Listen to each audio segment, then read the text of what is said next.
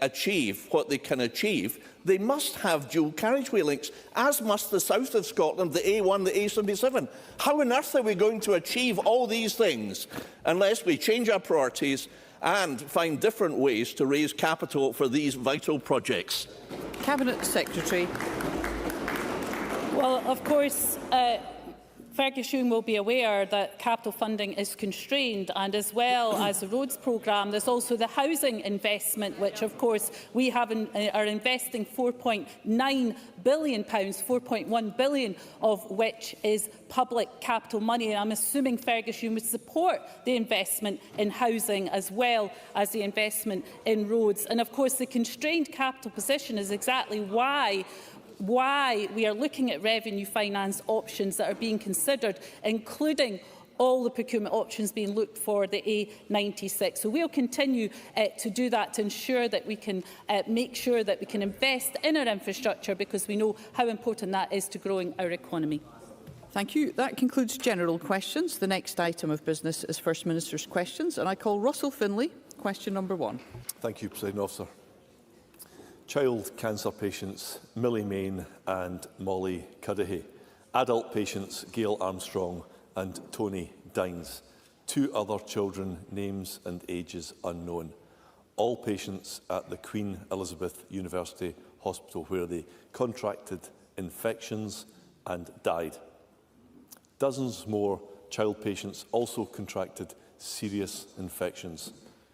For years, families suspected that the infections were caused by the hospital's water supply. But they were lied to and smeared. NHS staff who raised concerns were bullied and silenced. The people of Scotland were told there was no problem. But now, after years of lies and deception, NHS bosses admit that it's likely that some infections were caused by the water supply. John Swinney has so far refused to release all of the information that his government holds about this scandal. Will he now do so? First Minister. Presiding Officer, first of all, I want to express my sympathies to all of those who are grieving the loss of a loved one in these circumstances. I recognise the deep pain, the grief and the hurt felt by patients and their families who provided brave testimony throughout all of these years on the issues that Russell Finlay raises with me. Now, clearly the issues emerged in the course of the last few years, and as a consequence of that, the Scottish Government established a public inquiry led by Lord Brodie to establish the truth about what has happened in this case. And I have every confidence that Lord Brodie, in taking the evidence that he has taken, will provide the open scrutiny and the truth that is required by the families and by everybody else. Now, the Government has shared all relevant evidence that addresses the terms of reference of the inquiry. Nonetheless, if there is anything further related to the business of government, whether that's cabinet minutes or ministerial correspondence, not submitted to the inquiry, then I am happy to release this, subject to any appropriate redactions, such as personal information and the respecting of legal professional privilege.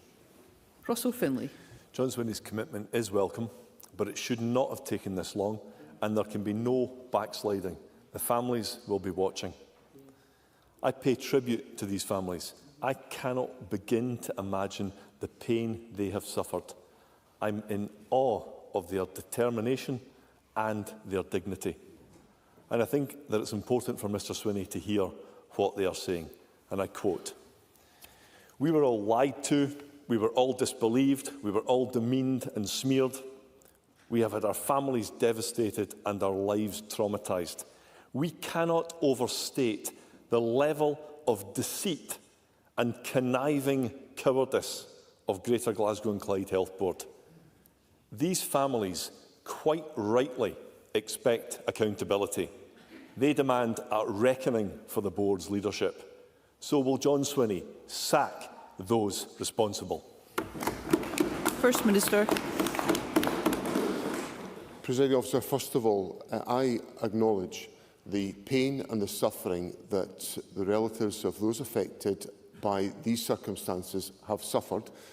and the pain of the loss of their loved ones has been compounded by the tenacious efforts they have had to go to ensure that the truth would be established, which is precisely why the Scottish Government took the decision in 2019 to establish a public inquiry led by Lord Brodie, which, as I said in my first answer, will be determined to get to the truth.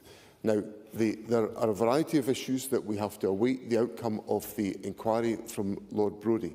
But what I will say to Russell Finlay today is that in all circumstances, the Government will take seriously all recommendations from Lord Brodie in taking forward the issues that have to be addressed as a consequence of the commissioning of a public inquiry into this issue.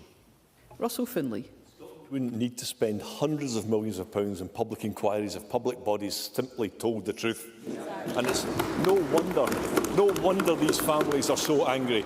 The Health Board has not been held to account, but neither has anyone in this government. Nicola Sturgeon was First Minister when the hospital began treating patients on the 27th of April 2015, just 10 days before a general election. During the SNP election campaign, she kept bragging about the new hospital. For years, Nicola Sturgeon dismissed growing concerns about infections being linked to the water supply. But now, the NHS have dropped a bombshell. They've told the public inquiry. Pressure was applied to open the hospital on time and on budget. And it is now clear that the hospital opened too early. It was not ready. So let me ask John Swinney a straight question. Did Nicola Sturgeon or anyone else in the SNP government apply political pressure to open the hospital before it was ready? First Minister. The direct answer to that question is no. Russell Finlay. Well, if the Scottish Government didn't apply pressure, who did? And why did they do so? This is one of many serious scandals involving Scotland's public bodies in recent years, from Police Scotland, the Crown Office, the NHS and more. This SNP government presides over a cynical culture defined by arrogance, secrecy and cover-up. A culture of zero accountability that misuses taxpayers' money to crush victims and to silence concerns, and which treats grieving families with utter contempt. The families of the hospital infection scandal are not going away. This is not over. They say that the hospital is still unsafe for patients and that the management cannot be trusted to make it safe. They continue. The people of Scotland demand it to be made safe. So how does John Swinney intend to protect patients and rebuild public confidence in Scotland's largest hospital? First Minister. President Officer, I reject the characterisation of the government that Russell Finlay puts to me. And I would cite as an example of that the fact that the government commissioned a public inquiry to look at this very issue. I also would draw on the fact that the government has established public inquiries to look at other major issues where patients have expressed their concern. For example, the inquiry in NHS Tayside about the conduct of Mr El Jamel in his surgery practice, or the issues relating to the death of Sheikh Ubayu. So the government is, and I accept the fundamental point that Mr Finlay makes, that it would be better if we didn't have to have these public inquiries. But when things happen, we have to be prepared to take the steps to investigate and to get to the truth. Now, Mr Finlay raises with me issues of a current nature about the circumstances in the Queen Elizabeth University Hospital in relation to the safety of the water system. And Lord Brodie, the chair of the hospital's inquiry, commissioned reports and audits from the inquiry expert Andrew Poplett on water and ventilation. Mr Poplett's view is that the Queen Elizabeth University Hospital's current procedures for managing the water system are suitable and safe. Providing the evidence to the inquiry in September 2025, Mr Poplar observed that after previously raising concerns, which he did, the Queen Elizabeth University Hospital water system is, and I quote, currently extremely well managed, close quotes, and there had been, quotes, significant improvements, close quotes, made.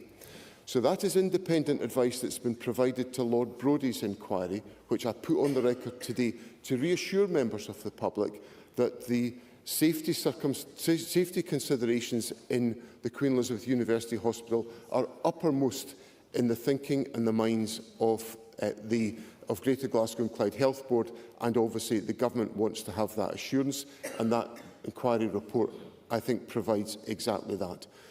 And the last thing I would say is that it is important, vital, absolutely fundamental, that patients who are using hospitals, families that are using hospitals, are assured of the determination to ensure we have a safe clinical environment. And Scotland has advanced a lot of work which has attracted international commendation on the support for patient safety, and that will be one of the key priorities of the Government in making sure that the public can rely on such circumstances in our hospitals right around the country. Question number 2, Anna Sarwar.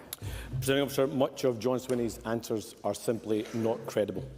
This week, NHS Greater Glasgow and Clyde said of the Queen Elizabeth University Hospital, pressure was applied to open the hospital on time and on budget, and it is now clear that the hospital opened too early. It was not ready. That hospital opened with contaminated water, which infected people and led to the death of at least 2 children. And weeks before the Children's Hospital opened, this internal report warned of a high risk of infections and therefore a high risk to life for immunocompromised patients. It was ignored. Pressure was applied and the hospital opened anyway with devastating consequences.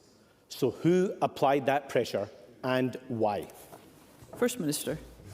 President Officer, there are 2 points that I would make to Mr Sarwar. The first is that, as he correctly says, the hospital opened in 2015.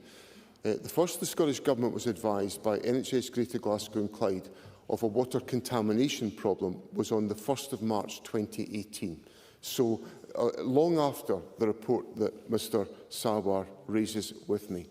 And the second point is that Mr Sarwar raises with me a point which is absolutely fundamental to the conduct of the public inquiry which Lord Brodie is undertaking. And I acknowledge the significant public interest in this issue, which is why Lord Brodie must have the opportunity to consider and to reflect on the evidence and to set out his conclusions. Anna Sarwar. Officer, again, that answer is not credible. It's either at least negligence or more likely criminal incompetence if the Government is suggesting this report was never seen. When this hospital opened, Nicola Sturgeon was the First Minister, John Swinney was the Deputy First Minister and the Finance Secretary who signed the cheques, and Shona Robeson was the Health Secretary. They received this report weeks before the hospital opened, warning of high risks of infections. They ignored it, opened anyway, and children died as a result.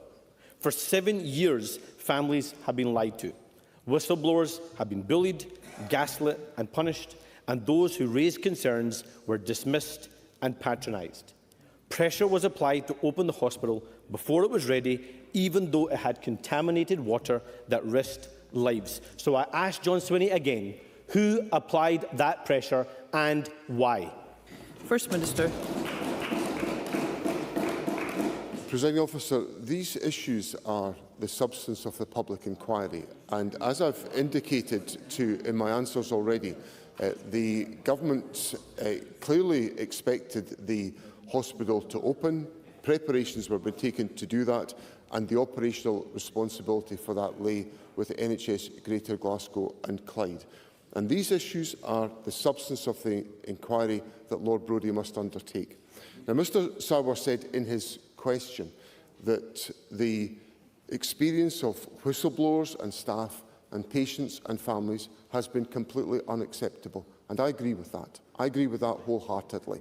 And that's why the Government set up a public inquiry, because we were so concerned about the circumstances and we felt it was necessary to have a judicially led inquiry to get to the truth to satisfy the legitimate concerns that exist. And that is what Lord Brodie will reflect on in the course of completing his report. Anna Sarwar. Presiding Officer, if Jean Freeman could see a report and stop the opening of a hospital in Edinburgh, why couldn't Nicola Sturgeon, John Swinney and Shona Robeson?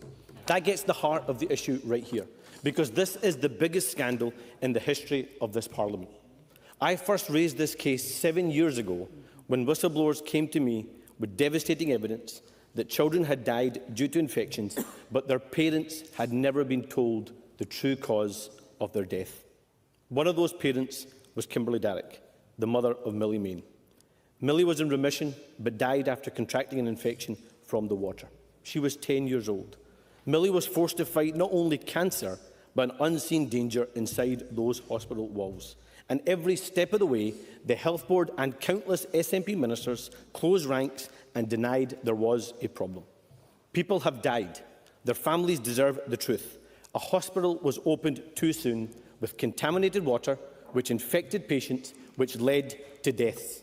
And the Health Board say pressure was applied to open it before it was safe. So for the third time, tell the truth. The Health Secretary at the time is sitting right next to the First Minister.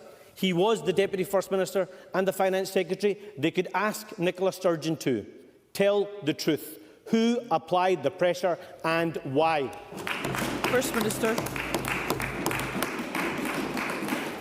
I've already answered that question to Mr Finlay in the answers that I set out. And what I would say to... Let's hear the First Minister. Let's hear the First Minister. Is that the government, when the government became aware of these issues, when the water contamination incident was raised with the government on the 1st of March 2018, there then followed a sequence of events that led to the establishment of a public inquiry, which is to get to the truth about all of these issues. First Minister, sorry, I'm very keen to ensure that everyone in this chamber, those in the gallery, can hear what's being said. First Minister. So the circumstances, once the government had these reported to the government in March 2018, there then put in place a sequence of events that resulted in the establishment of the public inquiry, the substance of which is considering all of this evidence. And that is what the government has done to make sure that we face up to the issues that are raised here, and that we provide answers to the family of Millie Main and others who have suffered so significantly as a consequence. And that's the commitment the government has put in place, and that is the commitment that Lord Brodie will fulfil. Question number 3, Gillian Mackay. There is often very little that unites football fans. But in recent weeks, supporters of Celtic, Falkirk and Motherwell have displayed banners backing my calls for a £25 cap on away tickets. A call that's also been backed by the Scottish Supporters Collective. Football is meant to be for everyone, but at a time where the cost of living is ever rising, there are fans being priced out of attending. There are already price caps in place in England and in many other European countries. We know how important attending games is for people. It reduces loneliness, not to mention the wonderful work the trusts at these clubs do for the wider community. Clubs would be nothing without their fans. So will the First Minister join me in the calls to cap away ticket prices? First Minister. Sir, I'm very happy to give consideration to this particular issue. I think for all the reasons that Gillian Mackay indicates, it is important that individuals are able to engage in watching their football teams and being able to enjoy that experience and to appreciate the solidarity of being together with fellow football fans. And I certainly will give active consideration to the proposal that Gillian Mackay has raised. Gillian Mackay. 120,000 people will attend games over the weekend, but we currently have a system where outside a few clubs, fans struggle to have their voices heard, and at a national level, this is even more difficult. Whether it's ticket prices or fan ownership, we need to bring our sport closer to the people who make it what it is. In the months ahead, I plan to host a summit with supporters groups from across the country to discuss how we democratise Scottish football at every level and make it truly for the fans. Will the First Minister join that summit and help to put fans at the heart of our national game? First Minister. The Government's already held discussions on many of these issues about fan ownership and fan engagement in football, and of course there are a number of very good examples around the country of fan ownership and leadership of football clubs which has delivered significant results for participation in sport. So I'm very happy for the Sport Minister to be involved in those discussions. She's very actively involved in all of these questions about fan engagement, and if that helps to advance a sense of collective purpose within Scotland, then the Government will support that in every way it can. Question number 4, Christine Graham. Thank you very much, Presiding Officer. To ask the First Minister regarding the proposed expansion of wind turbines, battery storage facilities and pylons across the Scottish borders, whether the Scottish Government has carried out an assessment of the potential cumulative impact on the wildlife and the landscape in light of the importance of tourism to the area. First Minister. Presiding Officer, I completely understand the concerns of communities regarding the cumulative impact of energy infrastructure. Where new development proposals come forward, they are subject to site-specific assessments which should take into consideration cumulative effects of developments alongside potential impacts on communities, nature and cultural heritage. I appreciate the point that Christine Graham makes on cumulative impact, and I've asked that work is taken forward to consider what further steps we can take as part of our strategic spatial energy plan. Through the plan, we will work to balance the need to deliver net zero with the need to protect our natural environment, tourism and rural communities. Christine Graham. I thank the First Minister for his answer, and I do hope there's progress. So to give some context, I understand there are 30 wind turbines in the borders operating over 30 sites operating over 440 turbines, with 3 more being built and others being applied for. Add to that the SP Energy Network, the project Cross Borders Connection, which will require, as I understand it, 400 pylons, taking borders-generated energy to England, without a doubt impacting on the beautiful landscape and the communities. That application, like the other applications, notwithstanding what the First Minister has said, it seems to me to be taken in isolation, segmented parts, not cumulative. Now, that cannot be fair, First Minister, when it certainly leaves communities getting absolutely nothing out of this but an industrialised landscape. First Minister. Presiding Officer, the issues of cumulative impact are a legitimate consideration in the planning process, and it is important that those issues are reflected in decisions, and indeed there will have been examples of developments which have not been able to proceed because of the concerns about cumulative impact. But I hope that what I've said in my substantive answer to Christine Graham gives her the reassurance that the issues at stake can be and should be considered in the planning process, and that the consideration that we are giving to the implications for the Strategic Spatial Energy Plan will assist in addressing the point that Christine Graham has raised with me. Rachel Hamilton. Thank you, Presiding Officer. The First Minister says he understands the concerns of Borders residents, but I don't think he does. I attended the South of Scotland Energy Convention on Saturday, where the Scottish Conservatives showed their support for Highlands and the North East in calling for urgent action on the uncontrolled spread of energy infrastructure through a unified statement. Will the First Minister back my amendments on a moratorium on new energy applications and also a cumulative impact assessment in the natural environment to prove that he is supporting Borders communities? First Minister. Obviously, the Government will look at all of the issues that come forward in relation to the Natural Environment Bill and determine its position. But I simply repeat to Rachel Hamilton what I've said to Christine Graham, that the issues of cumulative impact are material issues to be considered in the planning process, and the steps that we are taking in relation to the further analysis in relation to the Strategic Spatial Energy Plan will be designed to address the points that Rachel Hamilton puts to me on behalf of her constituents, as we make the sensible balances between the protection of our natural environment and the ability to ensure that Scotland benefits from the abundant renewable energy that we will have to develop to provide energy security in the years to come. Craig Hoy, briefly, please. Thank you, Presiding Officer. Last year I wrote to the First Minister asking for him to support a moratorium on all BESS, pylon, solar and wind farms across the south of Scotland. As Rachel Hamilton just said, this weekend community councils added their voice. Why is this First Minister not listening to rural Scotland? Yes. First Minister. I can assure Craig Hoy that I listen to rural Scotland all the time, since I represent a large part of rural Scotland in my constituency representation. And what we are trying to do is to work with communities and to work to ensure that Scotland is able to have access to sustainable energy that will provide us with energy security in the years to come, and that lies at the heart of the policy direction of the Government. Question number 5, Miles Briggs. Ask the First Minister what action the Scottish Government is taking to address the reported issues with teacher job shortages caused by temporary teacher contracts. First Minister. President, the latest data shows that for the first time in 3 years, the number of teachers in our schools has increased. We are also seeing encouraging progress in recruitment.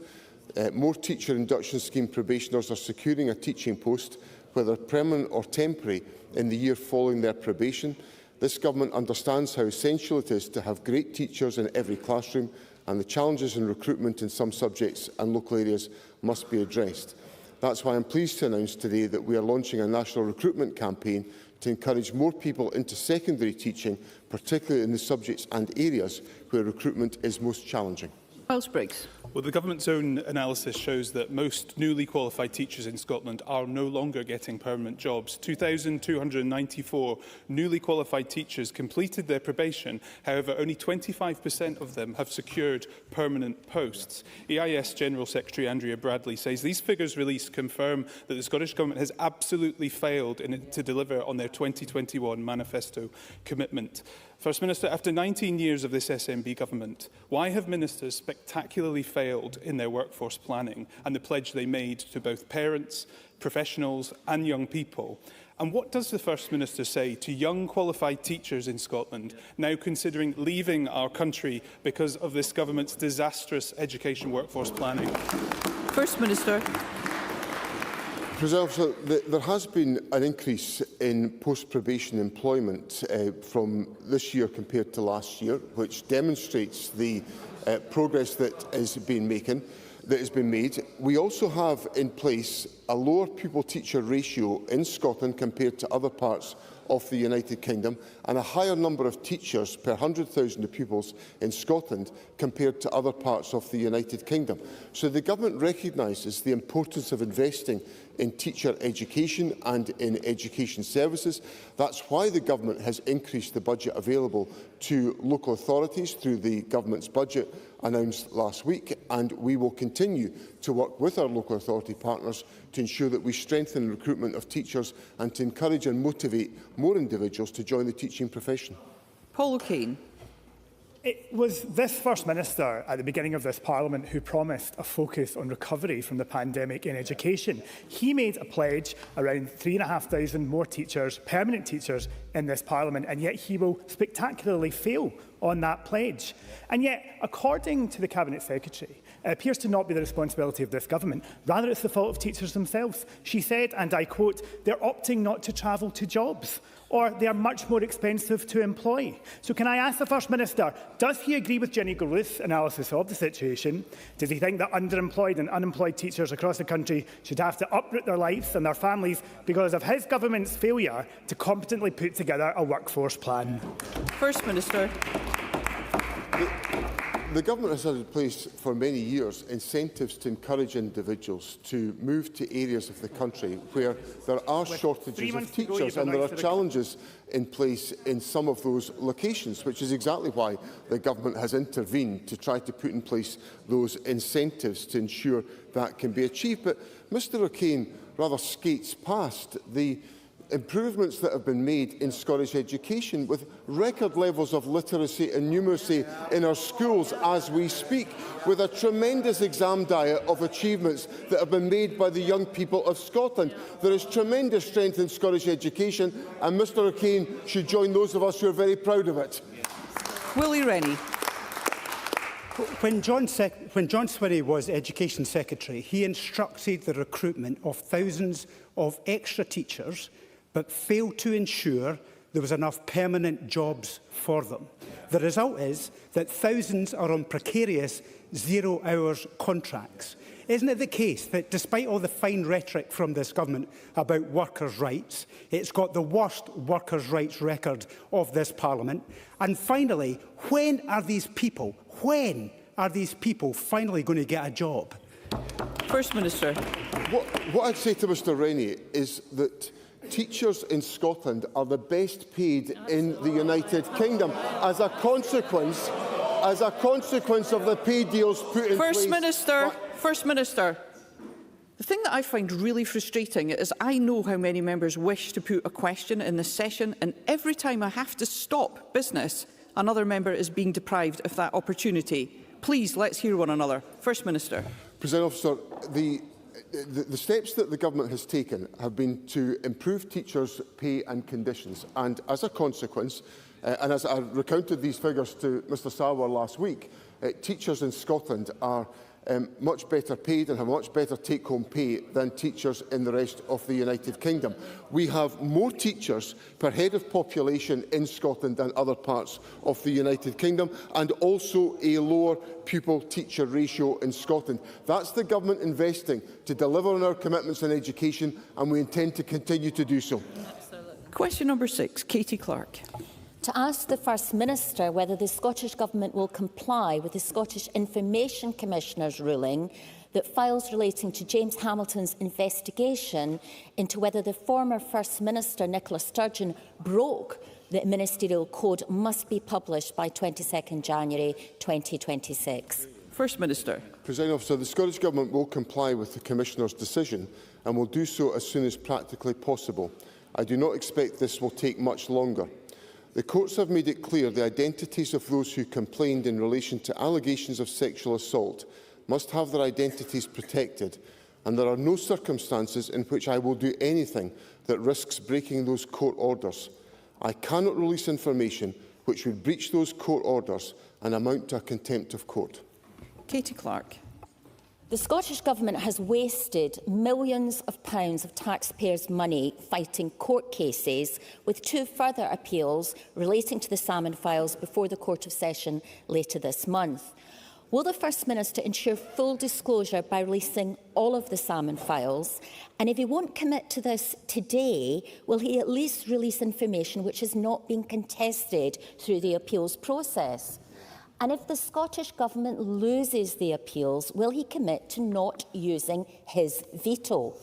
My Freedom of Information Reform Bill would strengthen the powers of the Information Commissioner, preventing the late disclosure of information, which happened here, introduce proactive disclosure and abolish the First Minister's veto. Will he look closely at my bill, which is supported by the current Information Commissioner and all the previous holders of the role, as it would help deliver openness, accountability and transparency, which were the founding principles of this Parliament?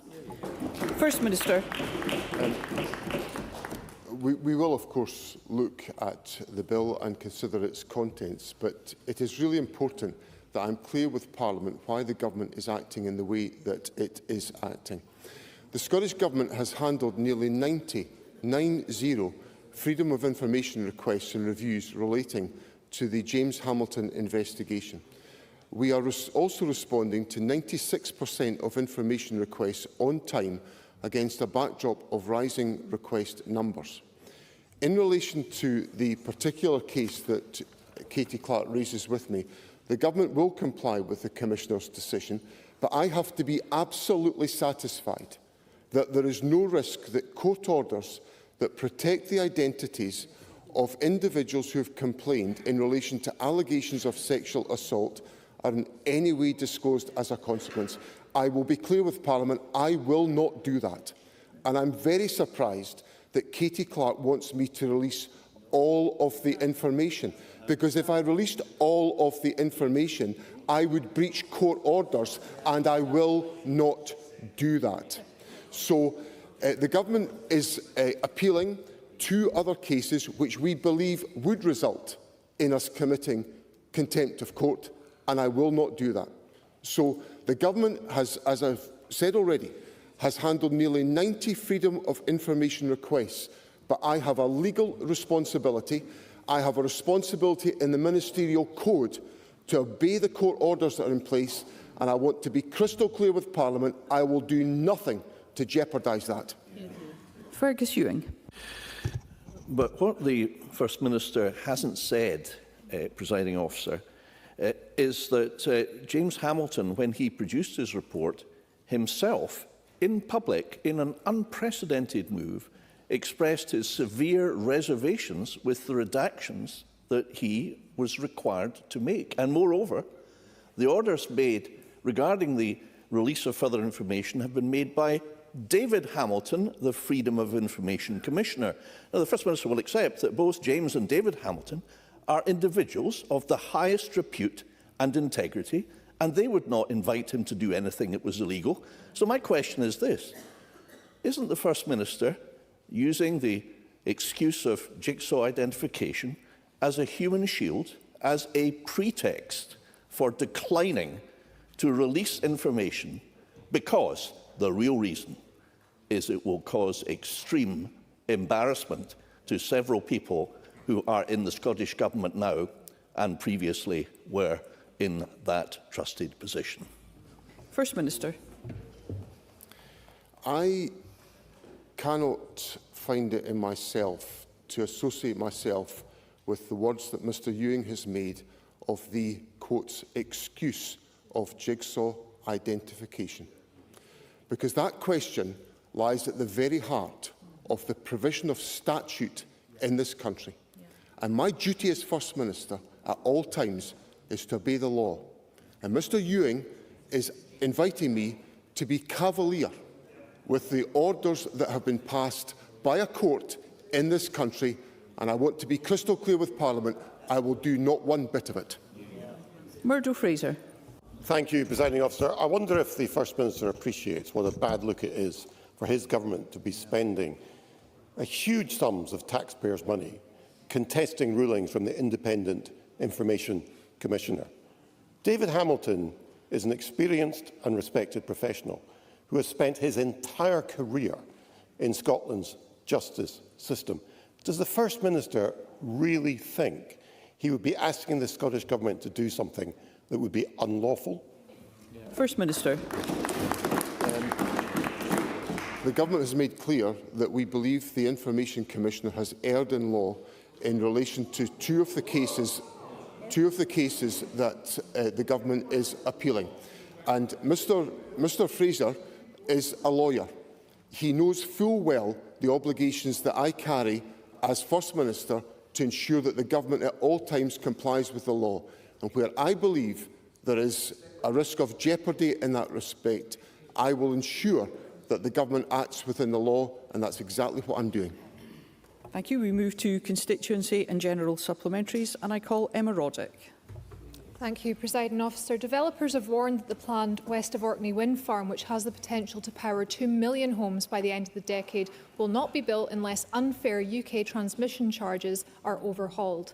Under Westminster control, the UK energy market is broken. Communities don't benefit from hosting development. Developers are penalised for being in Scotland, and this is taking a toll on jobs, investment and ultimately costs, which leads to higher energy bills.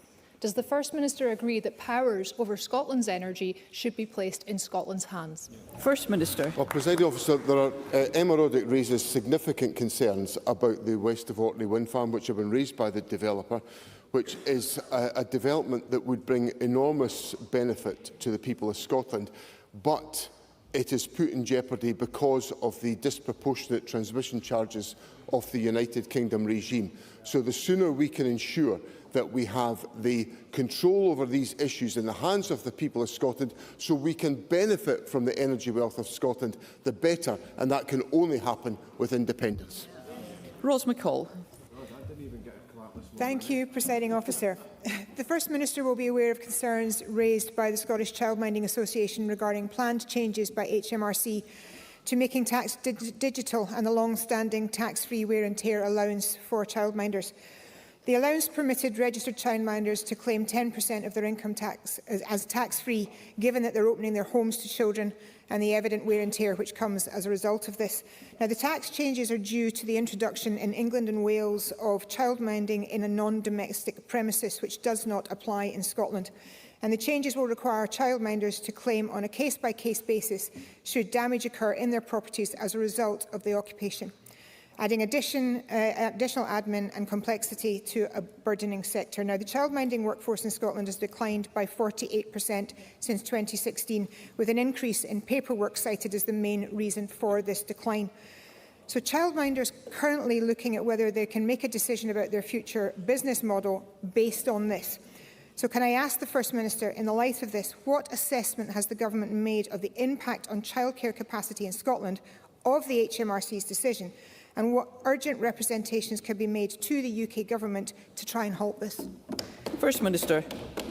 I'm not familiar with the issue that Ros McCall raises with me, so I'll take that away and explore it. It is, of course, from my listening to her question, an issue that's been advanced by HMRC, which of course is a United Kingdom organisation, but it obviously will have implications in Scotland, but I will consider the points and write to Ros McCall about what steps the Government can take. Kenneth Gibson. Thank you, Presiding Officer. The forthcoming Scottish Budget commits a record £513.4 million next financial year for ferry services. Yet CalMac proposes swinging cuts to this summer's timetable to and from Cumbria. They seek to reduce sailings from 4 to 3 per hour while introducing a disruptive maintenance schedule that will reduce sailings even further. These proposals will impact connectivity, the island economy, make attending hospital appointments more difficult, reduce CalMac's income and have zero justification other than CalMac's own convenience. Will the First Minister ensure that these damaging service reductions don't happen? First Minister. Sir, I understand how significant an issue this is for Mr Gibson and his constituents. The ferry service to Cumbria is a very well used and very busy route, and particularly in the summer period. And the Cabinet Secretary for Transport is meeting with CalMac next week to discuss in detail the current proposals around maintenance of vessels and loading and unloading activities alongside other matters. So I give Mr Gibson the assurance that the Transport Secretary will raise with CalMac the issues that he has put to me today. CalMac are in the process of reviewing options and will continue to work closely with the Cumbria community to ensure that any proposals are fully discussed before any final decisions are taken or implemented. But the Transport Secretary has heard these exchanges, and I know will take that issue forward with Caldo and McBrain. Thank you, Bailey. I've been contacted by social care organisations, Unite the Union, the GMB, about a gap in the Scottish Government's budget for social care pay. COSLA has calculated £19 million funding shortfall in meeting the cost of the real living wage for social care staff on the basis of the wrong baseline being used. Everyone assumed that this was an accounting mistake, but the Finance Minister yesterday confirmed that the funding gap was deliberate. The First Minister will be aware that services will be cut, staff, the majority of whom are low-paid women workers, will lose their jobs if this gap is not addressed. So can I ask him, will he support social care and will he fill the £19 million gap? First Minister. Minimum wage. Well, the government is fulfilling its commitments to social care, and it is supporting investment in social care by the provisions in the budget. And I look forward to Jackie Bailey's support for the budget to make sure that it delivers for the social care sector. Oliver Mundell. Thank you.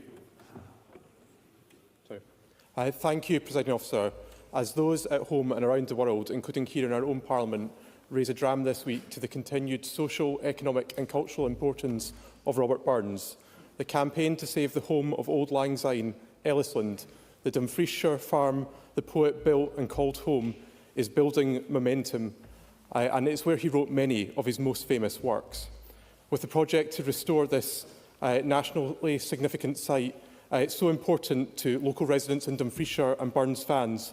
Will the First Minister reaffirm his government's full support for the project, and will he agree to visit Ellisland and join Scots and visitors from around the world in experiencing for himself what Burns called sweet poetic ground?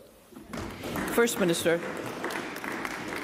I have observed a lot of fantastic work that's been done at Ellesland Farm to preserve and to enhance the facility and to ensure that it can play its role in the celebration of the outstanding and timeless work of Robert Burns. So I am very happy to reaffirm to Oliver Mundell the support and the encouragement of the Government for the work that is underway.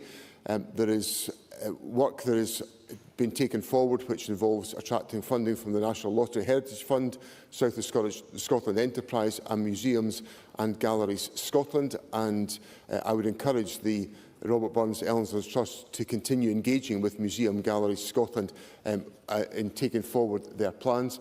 I'd be delighted to visit the Ellesland Farm and to see first-hand the plans that are being taken forward and to give my very active support. And it is a daily experience for me to walk past the portrait, the Naismith portrait of Robert Burns that hangs in the drawing room of Butte House, where it should hang as a tribute to the timeless commitment and work of Robert Burns, which we celebrate at this time of year and which has such an underpinning of the values of our country.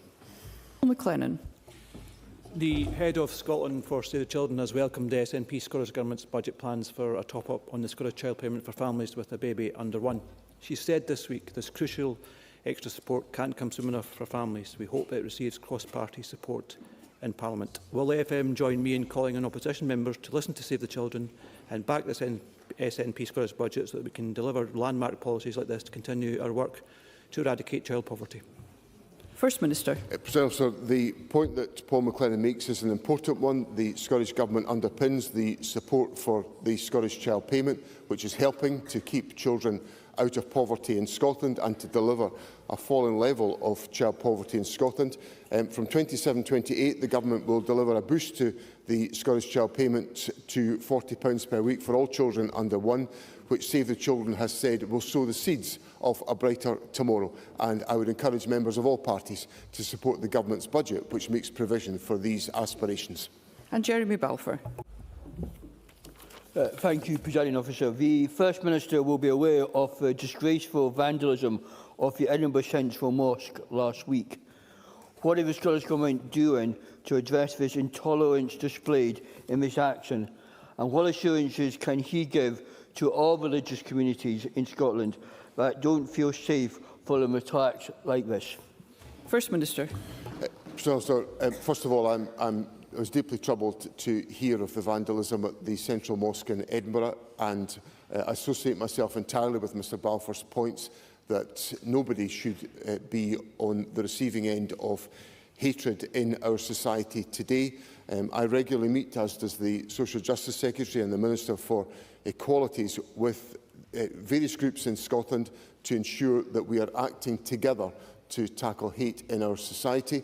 There are groupings in our society, the Muslim community on this occasion, on other occasions, I've had representations from the Jewish community in Scotland who are on the receiving end of hate. And what the Government is doing is supporting communities, investing in the cohesive communities work that we undertake to make sure that Scotland is a country free of hatred, as it should be.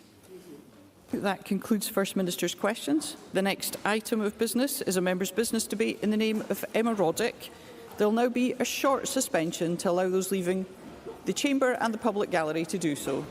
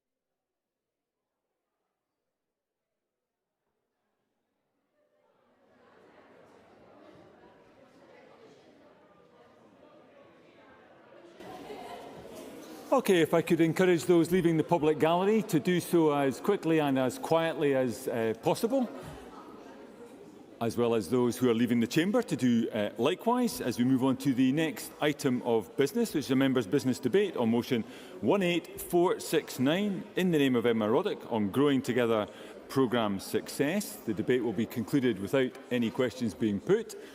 I'd again ask those leaving the public gallery to do so quietly. Thank you. I'd invite members wishing to participate in the debate to press the request to speak buttons, and I invite Emma Roddick to open the debate around 7 minutes. Ms Roddick. Thank you, Presiding Officer. I'm unusually nervous today because I'm just so incredibly glad to have the opportunity to speak about growing together and share with colleagues, with government and with anyone else listening why engaging with this organisation amongst the thousands of meetings that we have as MSPs is one of those that I will always remember really clearly. And colleagues will know the ones I mean, the ones that you remember because they really made you feel something.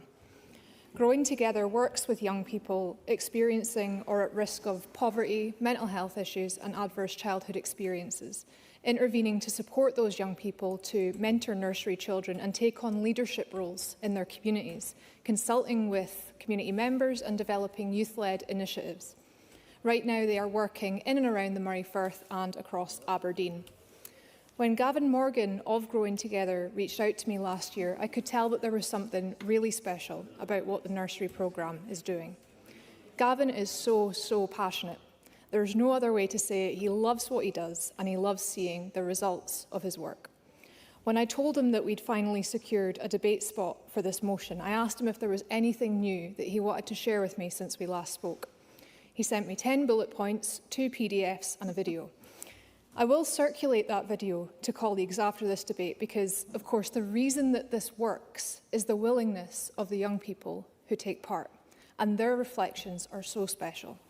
I could stand here and quote them all, but you really need to hear it from them, so I'll just share one that I think sums it up for me.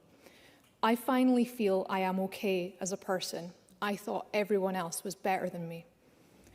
Many young people who grow up with trauma or poverty are led to believe that they're not special, that there's nothing more for them in life, that they can't offer anything to the world but anger, and that there's really no point in trying. I know because I've felt that, and it takes a lot of internal work to undo that complex belief system, and a lot of effort from those kind adults who want to convince you that it's worth giving it a go. When I was in school, I was paired with a couple of nursery boys to mentor, and I remember being really nervous about that. I didn't like boys. I grew up in an all-female household, and to me, boys were mean, they hit you, and they cared about Glasgow football teams for some reason. But answering these wee boys' questions, teaching them about the world of big school, and watching them explore everything made me realise what I had learned so far and what I had to give back, and it made me feel more confident and responsible. So I was already sold on the concept, but I met Gavin online to chat about what he wanted to achieve, and he explained that he really just wanted me to tell everybody else about what he was doing. And again, it was one of those days of back-to-back team meetings, typing up notes and actions for the evening, swapping from rural affairs to healthcare to casework. But this programme, Gavin, and the energy around it stood out, and I had to see it for myself. So I arranged to meet with him and some of the young people involved up at Kinmiley's. I spoke with a few of the young people, some of whom had left the programme the year before, but took the opportunity of coming to speak to me to come back and be reunited with their mentees. I was so taken aback by that. I was expecting to meet the current cohort. This was a beautiful sunny day, and those teenagers could have been down the pitches, up at the retail park, just lying in bed playing Fortnite. But instead, they came to Charleston Academy to make sure that I knew how good this programme is and to see their old nursery partners. I was told about how one little girl cried and cried the last day of the programme because she didn't want to say goodbye. I could feel the emotion in the room that day as I heard about them reuniting just before I arrived. Another mentor shared that the parents of his mentee had sought him out and thanked him for whatever it was that he did to make their little girl come out of her shell. The programme leaders explained that one of the quieter girls there would have been too nervous to speak to me before she took part in this programme, and she smiled and she agreed. She said it had changed everything. both age groups bloomed with the belief that the programme leaders had in them and from the knowledge that they can build these relationships, learn from each other and be of value to the world. And what really came across as we sat around that table talking and laughing was that the teachers who helped lead and organise this programme just blended together with the young leaders. They had worked together. It wasn't a top-down instruction, it was a partnership. And I could see the way that the young people were carrying themselves as a result of that. At the end of my visit, we posed for a photo, as usual. It was a normal MSP visit photo, everybody standing like this with their hands clasped, looking polite, and then one of the young people pulled out their phone and took a selfie.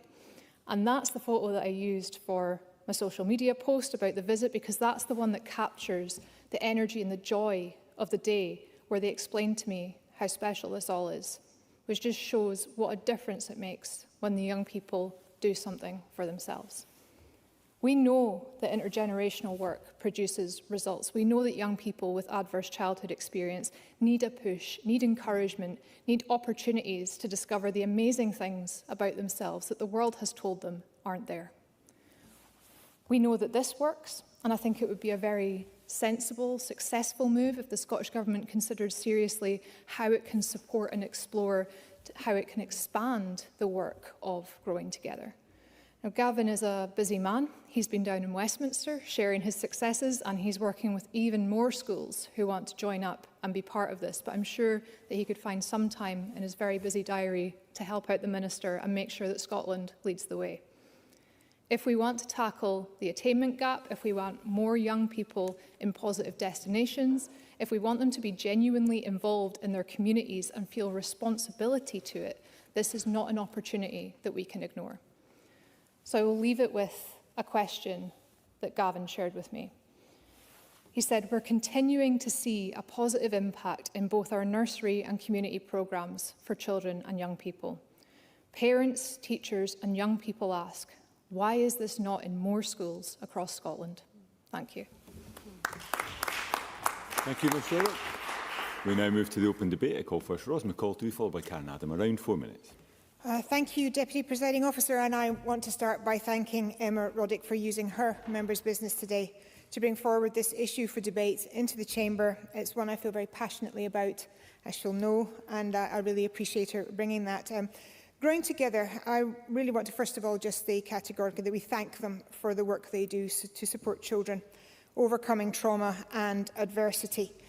And to find out that they're working with 15 schools and have paired over 2,000 young people with over 2,200 toddlers over the last 7 years is a monumental amount of work and should be applauded. And we've already heard from Emma Roddick herself in her submission that what Growing Together programme has done for so many young people. This national initiative in Scotland focused on improving outcomes for babies and infants who are affected by adversity in their earliest years. And as I've already stated, anyone who's listened to my contributions over the last 4 years will know just how important this issue is to me. And yes, I'm going to go personal.